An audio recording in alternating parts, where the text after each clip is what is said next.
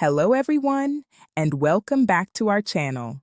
Before continuing, please review the legal disclaimer provided in the comments section of this video and make sure to see the video till the end to get a full understanding of how it all works.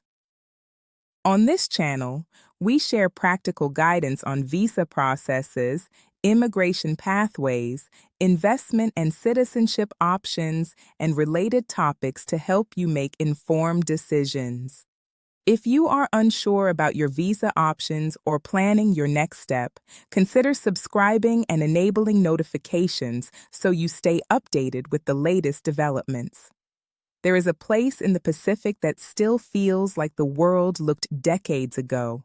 No overwhelming crowds, no endless luxury towers, no giant tourist machines controlling every beach and island, just rainforests, traditional villages, volcanic islands, coral reefs, and one of the most untouched travel experiences left anywhere in the world, the Solomon Islands. But here is the reality most travelers discover only after they begin planning the trip. Traveling to the Solomon Islands is not the same as traveling to heavily commercialized destinations. The tourist visa process may look simple on the surface, but there are important rules, practical realities, and entry conditions that can completely change your experience if you do not understand them properly before departure. And in this complete deep dive, we are breaking down everything global travelers need to know about the Solomon Islands tourist visa process in 2026, how the entry system works, visa on arrival, passport rules, entry documents, arrival procedures, extension options, costs, hidden mistakes travelers make, and the one thing immigration officers quietly pay attention to more than anything else. Stay until the end, because the final section explains why some travelers absolutely fall in love with the Solomon Islands, while others struggle almost immediately after arrival. Let's begin. First, you need to understand the foundation. The Solomon Islands uses a mixed tourist entry system. That means entry rules depend on your nationality, your purpose of travel, and the type of permission you require. For many travelers, entering the Solomon Islands is relatively straightforward. In some situations, travelers may receive a visitor permit or visa on arrival at the airport. Other travelers may need to arrange approval before traveling. And this is where many people become confused, because online information often makes the system sound either completely open or extremely complicated. The truth is somewhere in the middle. Now let's break down the main tourist entry pathways. There are generally three major ways tourists enter the Solomon Islands. Visa-free entry arrangements, visa on arrival or visitor permit processing, and pre-arranged tourist visa approval. Let's go deeper into each one. The first pathway applies to travelers from countries that benefit from easier entry arrangements. These travelers may be allowed to arrive without obtaining a visa before departure. Instead, immigration officers assess eligibility at the border. But this is extremely important to understand. Even if you qualify for simplified entry, approval still happens at the airport, meaning immigration officers still decide whether entry conditions are satisfied. Now let's move into the second pathway, visa on arrival. This is one of the most common experiences for global travelers visiting the Solomon Islands. When you land at Henderson International Airport in Honiara, you proceed through immigration control. Officers review your passport, travel details, accommodation plans, and return travel arrangements. If everything is satisfactory, you may receive a tourist entry permit or visa on arrival. For many travelers, the initial tourist stay is around 30 days, and this number is important because many travelers wrongly assume they can remain indefinitely once they arrive. but your stay duration is legally defined at entry. And if you want to remain longer, you usually need immigration approval before your current permission expires. Now let's move into the third pathway: pre-arranged tourist visa approval. This applies to travelers who are not eligible for visa-free or visa-on-arrival processing. In these situations, travelers may need to apply before traveling. This process generally involves providing passport details, travel itinerary, accommodation arrangements, financial evidence, and supporting travel information. Once approved, travelers receive authorization allowing them to travel to the Solomon Islands under defined conditions. Now let's talk about one of the biggest issues that causes travel problems globally: passport validity. This catches more travelers than almost anything else. Your passport should generally remain valid for at least 6 months beyond your intended departure date from the Solomon Islands, not your arrival date, your departure date. If your passport validity is too short, airlines may refuse boarding before you even leave your departure country. Now let's discuss the core documents immigration officers usually expect. Even though the Solomon Island system can feel relaxed compared to larger countries, border officers still expect travelers to arrive properly prepared. You should always carry a valid passport, a return or onward flight ticket, proof of accommodation, evidence of financial ability to support yourself, and any required arrival forms. These documents form the foundation of smooth entry. Now let's talk about return tickets. This is one of the most important hidden details. Travelers arriving without proof of onward travel may face additional questioning because immigration officers want reassurance that your visit is genuinely temporary tourism. One-way tickets can sometimes create complications unless there is a clear, lawful explanation. Now let's discuss financial proof. Many travelers underestimate this part completely. Immigration authorities may want evidence that you can support yourself during your stay without working illegally. This does not necessarily mean enormous bank balances, but you should be able to demonstrate realistic financial capacity for your planned travel. Now let's talk about arrival experience.